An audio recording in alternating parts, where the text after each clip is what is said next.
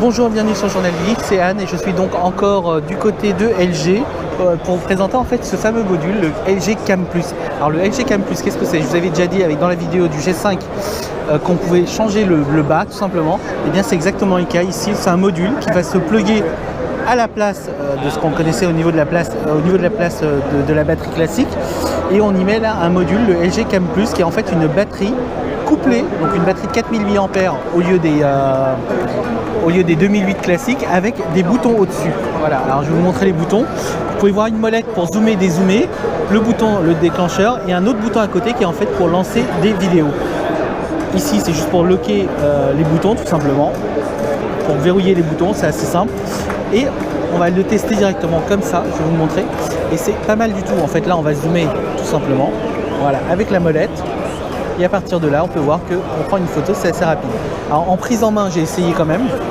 Et quand on le tient en prise en main, ben, c'est plutôt pratique. Hein. J'avoue que c'est exactement la même chose que ce que Microsoft proposait avec le Lumia 1020. Donc on a vraiment l'impression d'avoir une meilleure prise en main. Regardez derrière comment on le tient. C'est quand même mieux, soit pour cliquer directement depuis l'écran, soit pour utiliser le déclencheur physique.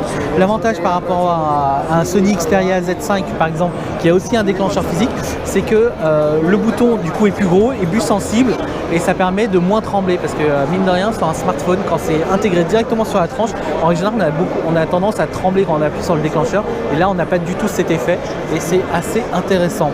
Voilà, c'était pour vous montrer une des utilisations qu'on peut avoir avec le LG G5. Je vous rappelle qu'il y a deux autres modules qui vont être disponibles en même temps, qui est la caméra 360 degrés et le module DAC de Bang & Olufsen. Donc pour le Bang & Olufsen, c'est la même chose, c'est un module qui va se mettre derrière. Il est beaucoup plus petit. Et l'avantage, c'est que vous aurez un vrai DAC et pas juste un DAC de smartphone comme on a l'habitude de voir, même si on nous vend que c'est compatible ARS, etc.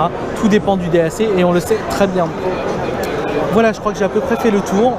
Si vous avez des questions, n'hésitez pas sur Journal du Geek, et à très bientôt sur le Journal du Geek forcément.